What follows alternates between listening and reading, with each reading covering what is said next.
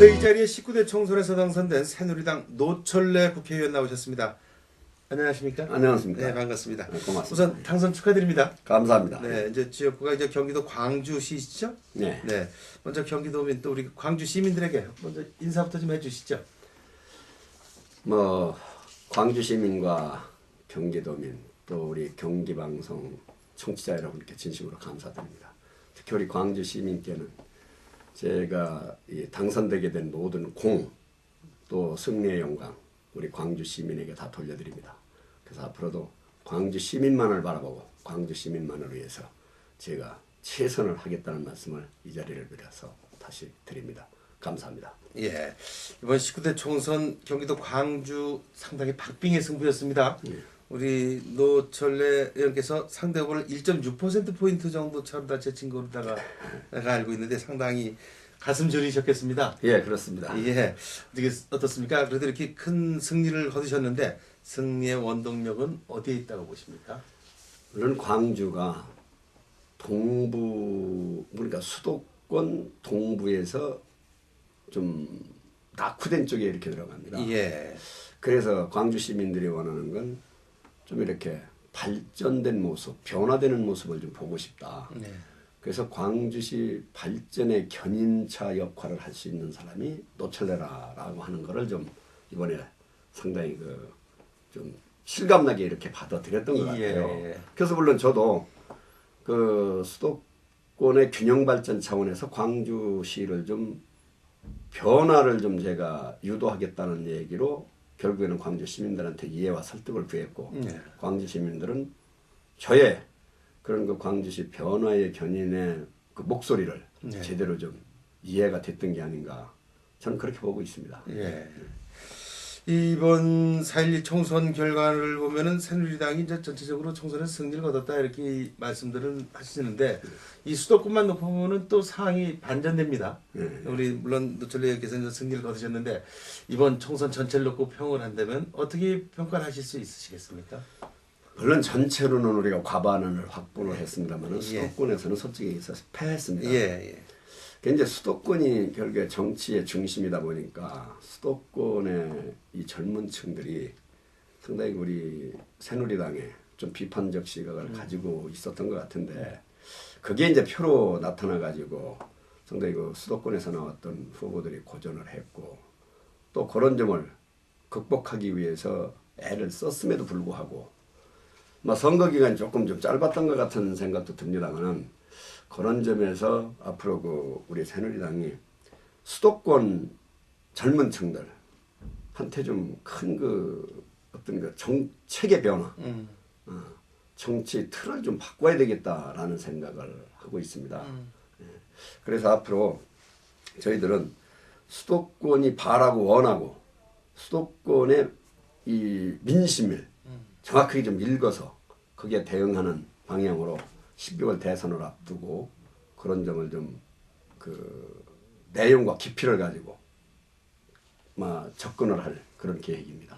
젊은 사고를 가진 정당으로 좀 새롭게 태어난다 이런 말씀이시죠? 그렇죠. 예. 거기에 조금 한 말씀 부연을 드리면 사실은 그 젊은 층들이 지금 이 청년 실업하고도 관련이 크게 있을 수 있습니다만 그 일자리 창출을 해서 그 젊은 층들에 대한 안정적 생활 기반을 만들어줘야 되는데 그게 이제 이 경제 발전하고 젊은 층들의 그 일자리 창출하고 또 취업 알선 문제하고 또 정규직과 비정규직의 어떤 이렇게 타파 이런 쪽이 아마 젊은 그 유권자들의 기대 심리가 우리 새누리당한테 조금 좀 아까 부정적 시각이라고 해야 됩니까? 뭐 그런 쪽으로 좀 비춰지지 않았나.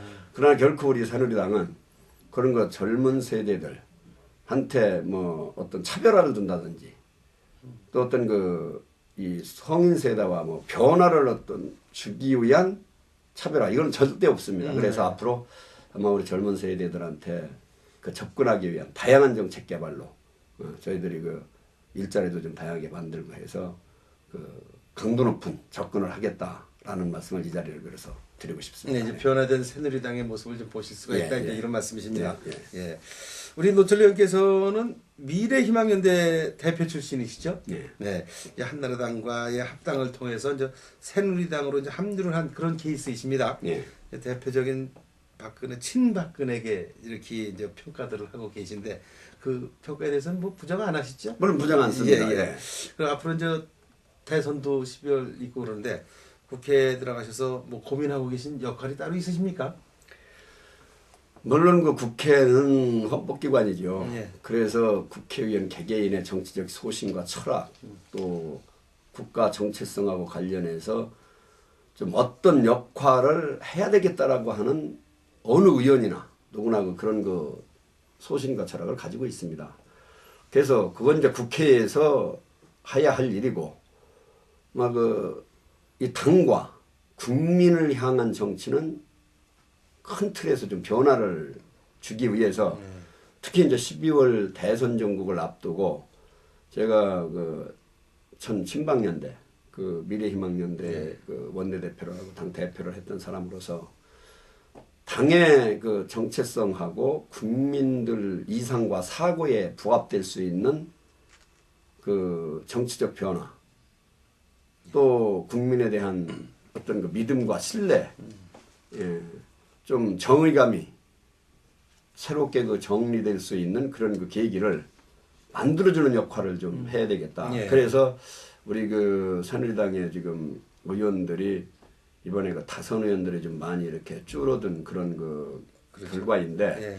거기에서 저는 재선 의원으로서 예. 좀 적극적인 역할과 저의 그 소위 그 정치적 영역을 좀 확대하는 쪽으로 해서 대선 정국을 좀 조직적 측면에서 좀 새로운 신선한 바람을 넣어서 좀 만들어갈까 이렇게 생각을 하고 있습니다. 예. 이 조직 얘기에 말씀을 나오셔서 말씀을 좀 예. 여쭙겠는데 이제 총선이 이제 대선 전국을 벌써 이미 접어들었습니다. 예. 우리 이제 의원께서 전국에 회원이 한 10여만 명이 이르는 산악회 조직을 이끌고 계시다. 청산회라고 예, 그러잖아요. 청산회. 예. 제가 한 10만 회장을 명 중앙회장이 한 회원이 한 10만 명 정도 됩니까? 예, 전국에 10만 조직이 예, 있습니다. 이렇게 회장을 맡고 있는 뭐 조직 통으로 이렇게 알려져 있는데 대선 승리를 위해서 뭐 새누리당에 어떤 이렇게 제언이나 이렇게 말씀하실 수 있는 게 있습니까?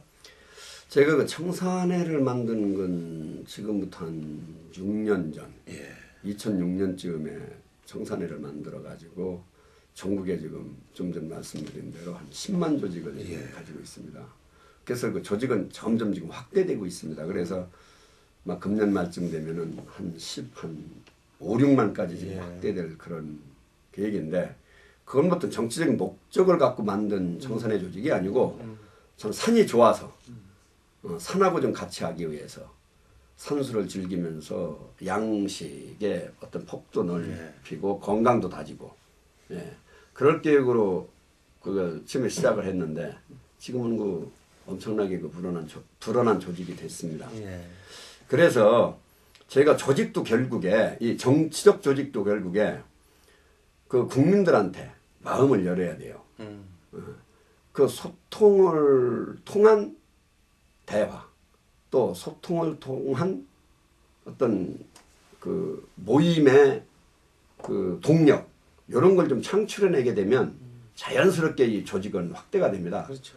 예, 그래서 저는 그간 청산회를 이렇게 조직에서 운영을 하면서도 뭐 정치적 목적을 가진 청산회 같으면 그게 이제 어느 이념이나 정치적 철학에 따라서 변화가 됐겠지만 우리는 단지 산이 좋고 산에서 호흡을 하기 위해서 건강을 다지기 위해서 만든 조직인데 그게 아마 그 저희 그 청산회 조직에 지금 서청원 전 그 한나라당 대표이시죠. 그분이 제가 같이 모시고 다녔기 때문에 그분이 서청원 대표께서 이제 전에 그 뭐 박근혜 후보하고 좀 이렇게 관계가 있었기 때문에 대외적으로는 뭐 박근혜 그 지금 그 비대위원장의 뭐 사조지간이냐 이런 말씀도 있는데 그런 건 아니고 저는 그 정치적 그 중립적 입장에서 좀 조직은 해간 좀 최대한으로 확대해서 물론 뭐 우리 그 청산회 회원들도 한국의 국민이니까 국민의 시선, 국민의 사고에서 보는 그런 거 정치적인 어떤 그 역할 이런 건 뭐 국민이 참 가져야 할 가치로서의 역할은 충실히 앞으로 바라보고 그 비판적 시각 내기는 동정적 시각 이런 걸 좀 같이 공유할 계획입니다. 예, 그 이제 정치와는 상관이 없다는데 옛날에 민산이라는 게 있지 않았었습니까? 있었죠. 예, 예, 그런 것들을 반추하다 보면 제 정치랑 이렇게 연결이 되지 않나 이제 이래서 여쭤보는 것 같습니다. 예. 뭐 더구나 또 제가 회장을 맡고 있는데 이제 정치인이다 보니까 이제 그런 시각으로도 좀 볼 수 있는데 그러니까 그러나 어느 조직이든 대한민국 국민으로 만들어진 조직이기 때문에 국민들은 국가 정체성이나 이념이나 또 국가가 지향하는 철학이 본인들의 그 선호도에 따라서 72비를 가리고 역할을 할 수 있는 그 국민 아닙니까? 그래서 그건 어떤 계기가 되면 우리 회원들하고 이념이나 철학, 국가의 정체성이 같이 이렇게 뭐 같이 공유할 수 있는 그런 그 이 정치 결사체가 있다라고 한다면 그거 자연스럽게 이렇게 같이 동화도 될 수 있다라는 그런 생각은 저도 평상시 하고 있습니다. 알겠습니다. 우리 이런 걸 조직해서 이렇게 조계장 하시고 그러면 큰 머릿속에 큰 그림을 그리고 있구나 하는 생각을 가질 수가 있을 것 같습니다. 네. 감사합니다. 네, 예. 그 우리 이제 뭐 다 아시는 얘기지만 김문수 경기도지사께서 이제 대권 도전을 선언하셨습니다. 예. 김 지사의 정치적 선택에 대해서 뭐 어떻게 생각하시는지 좀. 그건 저는 물론 김문수 지사의 개인의 뭐 결단, 용단이었다고 저는 보지만 그러나 도지사직이라고 하는 건 이 경기도민이 선택해준 공인이거든요. 그럼 공인은 결국에 자기 사적인 감정이나 사적인 노선이 앞서는 것보다는 공인으로서의 자세, 처신 또 본인을 지사로 만들어준 도민이나 더 크게는 본인을 좋아하는 국민들하고 진지한 사전 대화나 협의가 있었어야 됐다라는 생각을 하는데 이번에 그 급작스러운 뭐 대권 후보로 본인이 나주에서 경기지사를 사퇴하겠다 이런 얘기가 급작스레 나오는 거 보면은 뭔가 좀 가벼운 처신이 아니었나 또 그리 보고 또 경기도민들도 그렇습니다. 본인들이 그래도 선거 때는 심사숙고해서 경기도를 잘 좀 이끌어주고 발전시키고 또 뭐 변화되는 경기도를 보기 위해서 표로 심판을 해줘서 당선을 시켜줬는데 그걸 어느 날 참 배신하는 것 같이 이렇게 본인 혼자의 결단으로 참 경기도민을 이렇게 도외시한다라고 하는 거는 아마 공인으로서 자세로선 바람직하지 않다. 저는 그렇게 보고 있습니다. 뭐 아직 지사직은 사퇴하시겠다는 걸 밀어놨기 때문에 사퇴하지 않고 그냥 그 지사직을 갖고 경선에 임하겠다 이제 이렇게 말을 좀 바꾸셨거든요. 통나 말을 바꾸면 공인은 더 도움이 이제 그거는 또 도민에 대한 또 예의가 아니죠. 언행이 일치가 돼야 되는 거기 때문에. 새누리당 입장에서 보면은 워낙에 이제 대세로 이제 박근혜 대표 위원장의 이제 대세론이 크다 보니까 좀 어떤 흥행을 위해서는 좀 필요한 거 아니냐 이런 그 얘기들도 있습니다. 그 부분에 대해서는 동의 안 하시나요? 물론 정치가 무슨 상품 선전하던 것 같이 흥행을 앞세우다 보면요 본질의 변화가 됩니다.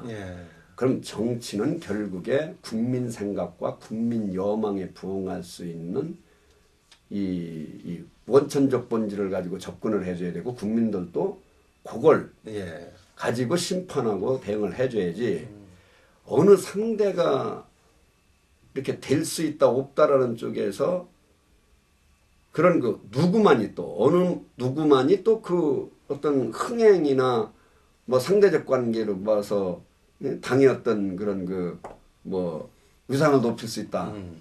그 흥행 목적으로 그런 차원으로 생각하기에는 제가 볼 때는 조금 좀 단수가 낮은 게 아니냐. 예를 들어 국가를 경영하겠다는 철학이나 정책, 또 비전, 또 국민이 공감할 수 있는 중장기 어떤 정책을 가지고 새누리당이면 새누리당의 후보가 우리 국민을 앞으로 책임지고 잘 살게 할 수 있고 국제적으로 국가 위상을 높일 수 있고 또 국민의 장래를 보장할 수 있다. 이런 쪽으로 해서 국민한테 심판의 어떤 그 결과물을 내줘야지 예.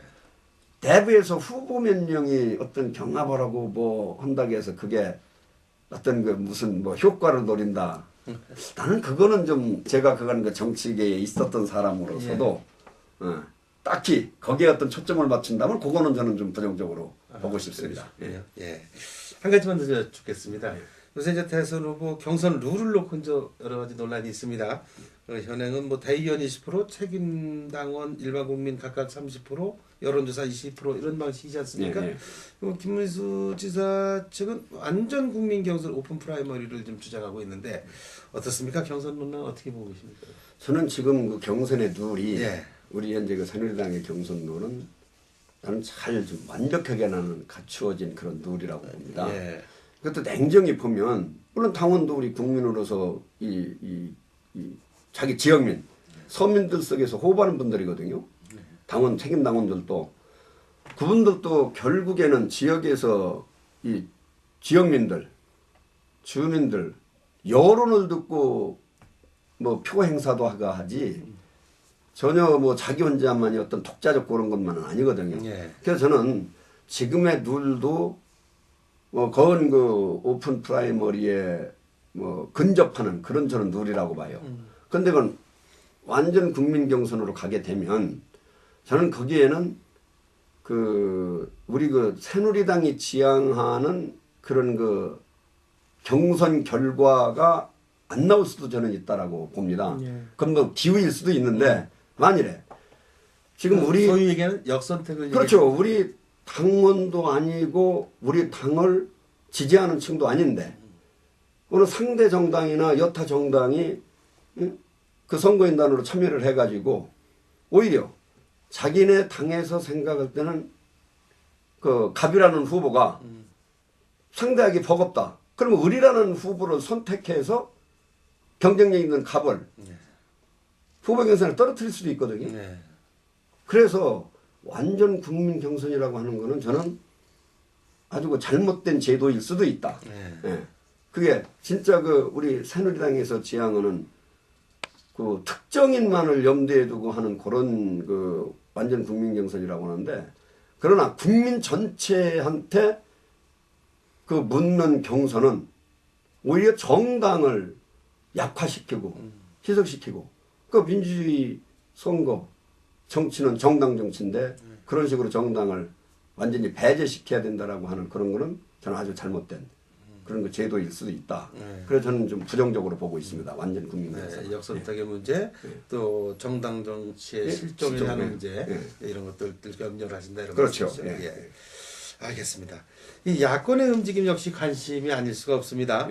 특히 이제 서울대학교 안철수 교수의 행보, 참 새누리당 입장에서는 어떻게 대비를 해야 된다고 우리 의원께서 보십니까? 물론 안철수 교수에 대해서도 다소 좀 저도 압니다만은 뭐 과소평가해서도 안 되지만 그렇다고 해서 뭐 확대해서 또 평가할 필요도 없다. 저는 그리 보고 있습니다. 교수는 교수로서의 그 학문적 이론을 가지고 후진 양성을 대학의 강단에서 하는 게 저는 그 바람직한 그런 그 역할이라고 보는데 어느 날 이 국민들한테 좀 입에 오른 내린다고 해서 교수가 이제 정치권에 이렇게 진입하는 거 자체도 조금 좀 저는 그 잘못됐다고 보고 있고 그 예가 이번 그 국민생각의 박세일 교수 같은 사람들 또 학계에서는 상당히 존경받던 분입니다. 근데 정당을 만들어 나와서 별로 그렇게 그 본인의 어떤 그 정치적 평가를 받지를 못했거든요. 그런 예로 보더라도 그 안철수 교수는 안철수 교수로서의 가지고 있는 학문적 이론, 자기 그 어떤 논리를 가지고 국가의 미래, 동력을 그 교육시키는 이런 쪽으로 좀 비중을 두었으면 좋겠다 하는 거고 단 안 교수가 굳이 뭐 정치권에 진입을 한다고 하더라도 아마 그 전면에 나서게 되면은 양파 껍질 같이 한꺼풀씩 벗겨지기 시작하면 국민이 아 그간 허구였구나라는 거를 아마 알게 될 겁니다. 왜냐면 정치하고 학문하고는 물론 이 정치인이 가지고 있는 상식이나 양식은 학문을 바탕으로 나올 수 있겠지만 예. 학문 그 교수직을 가진 직장에 있는 분하고 정치를 이제 어떤 직으로 하는 그거는 좀 차별화가 돼야 되고 또 차별화 될 수밖에 없습니다. 예. 그래서 그건 국민들 선택은 아마 어느 정도 상황이 되면 예, 우리 새누리당 쪽으로 변화되지 않겠는가. 크게 걱정 안 하신다. 이런 그게 말씀. 그래서 큰 걱정 저는 안 하고 있습니다. 예, 알겠습니다. 지역구 얘기 좀 잠깐 질문드리겠습니다. 네, 네. 이제 광주시, 경기도 광주시는 이제 경기 동부권 지역에 좀 아까도 말씀드린 좀 상대적으로 낙후되셨다 이제 말씀하셨습니다. 이 낙후된 원인이 각종 중첩된 규제로 인해서 발전이 제약을 받기 때문이 아니냐 이제 이런 얘기들을 많이 하시죠. 이제 규제 해소가 그렇기 때문에 이 지역 주민들한테는 오래된 수건이 아닐 수가 없는데 어떻습니까? 우리 노철리에서 이제 19대 국회 들어가시면 광주 지역을 위해서 이 규제 완화 문제 어떻게 해결하실 보관을 좀 갖고 계십니까? 참 중요한 문제를 지금 말씀을 해주셨는데 광주시는 자연보전지역이라는 또 특수성 또 상수원 특별대책지역이라는 또 특수성 예. 또 개발제한지역이라고 하는 이런 특수성 그래서 2중 3중으로 중첩 규제를 지금 해놓고 있습니다. 그래서 제가 법사위원입니다만 제가 이 법적 제도적으로 이렇게 2중 3중으로 규제되고 있는 걸 좀 그 일원화해서 좀 정비할 필요가 있다. 저는 그리 보고 있습니다. 예. 그래서 이런 이 광주시가 지금 억눌려 있는 숨통을 조이고 있는 이 법과 제도를 보완을 해서 좀 어느 정도 광주시를 발전의 그 숨통을 터줘 가지고 이 수도권의 균형 발전이라고 하는 측면으로 보면은 지금 수도 서울을 중심으로 해서 서쪽과 남쪽은 아주 참 동력 아주 활발한 변화를 주고 있거든요. 그런데 동북권만은 유일하게 지금 이 숨통이 쪼여져 있어요. 그래서 숨통을 터 줌으로써 광주시가 이 수도 동부의 중심축이 돼서 인근 지역까지 이렇게 좀 끌어올리는 네, 이런 변화의 중심에 좀 섰으면 좋겠다.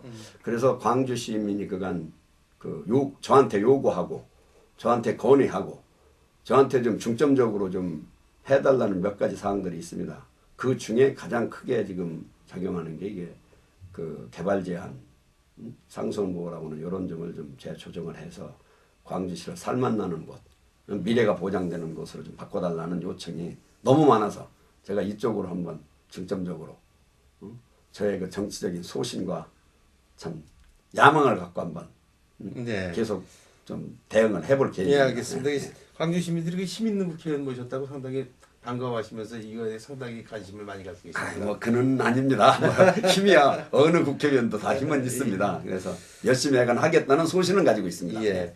이 또 하나의 문제가 이제 이성서시로 이제 발전이 되면서 아까 뭐 말씀하신 오포라든가 이런 데 보면 이제 굉장히 급격하게 발전이 되고 있지 않습니까? 예, 예. 근데 이제 필요한 것이 이제 교통이 그만큼 따라가 줘야 되는데 예, 예. 교통망이 이제 이렇게 확충하는 게 지금 상대적으로 따라가지 못하고 있습니다. 이런 전철 조기 개통이라든지 광역도로 개설 이런 데 대한 관심도 따로 어떻게 갖고 계십니까? 있습니다. 예. 지금 물론 국가 예산의 문제인데 예.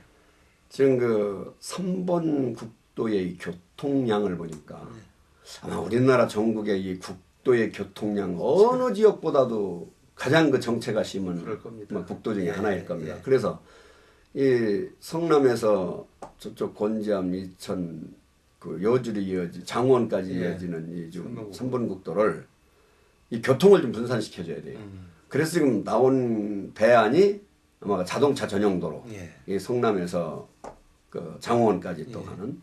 그래서 이 예산이 과거에 보니까 너무 이 적은 예산. 찔끔찔끔. 예, 예. 뭐 약간 생색내는 그런 예산 정도였어요. 그러니까 제가 그 건설 현장인 현대건설 현장 사무소 가서 좀 브리핑도 받아봤습니다.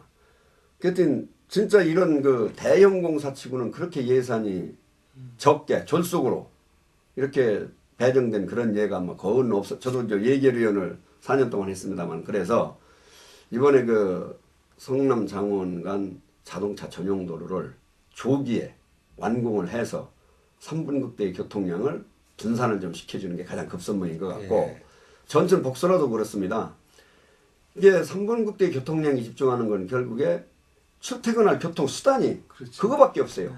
그래서 그 자동차 분산 효과도 전용도로로 완공해서 해줘야 되겠지만 이 3번국도 인근에 있는 이런 이 시민 주민들이 수도권으로 출퇴근하기 위한 전천 복선화가 이것도 가능한 한 빨리 완공이 되어져야 차량 늘어나는 증가 속도를 오히려 좀 이 전철로 이 출퇴근 인력을 분산시키면 아마 그 광주는 제가 말씀드린 대로 3번국도 자동차 전용도로 전철 복선화 이것만 가능한 한 빨리 땡겨주면 아마 교통의 요지로 또 각광받는 광주시가 되지 않을까. 아마 그렇게 되면 사통팔달 아주 그 교통 요지로 부상할 수 있는 그런 그 광주시의 장점을 또 가지고 있다고 봅니다.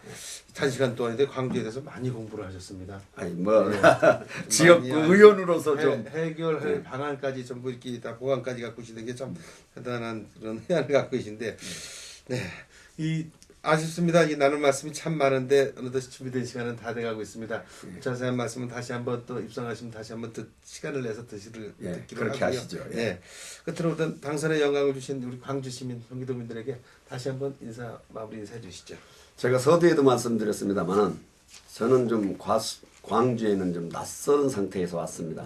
그러나 광주시 발전을 위해서 저의 신명을 바쳐서 정치 생명을 바쳐서 일하겠다는 걸 광주 시민한테 다시 한번 강조해 드리고 저는 앞으로 광주시가 삶의 가치와 희망, 미래에 보장된 도시 이런 도시를 만들기 위해서 제가 최선을 하겠습니다. 저를 선택해 주신 것을 후회하지 않으시도록 광주를 좀 새로운 도시, 살아 숨쉬는 도시로 새롭게 디자인해서 광주 시민들한테 한번 멋있는 도시로 보여드릴 테니까 좀 조금만 더 저한테 인내를 가지고 도와주시면 제가 열심히 일하겠습니다. 그러니까 앞으로 저는 광주 시민만을 위해서, 광주 지역 발전만을 위해서 광주 시민에게 모든 걸 오픈해서 저 보여드리는 그런 거 정치 하겠다는 걸 이 자리를 빌어 말씀드리고 앞으로 많이 참 사랑해 주시고 도와주시면 최선을 하겠습니다. 감사합니다. 네. 우리 노철래 의원님 말씀 한마디 말씀에 그 신념이 가득하신 것 같습니다. 네, 지금까지 19대 총선 경기도 광주시 선거구에서 당선된 새누리당 노철래 국회의원과 말씀 나눴습니다.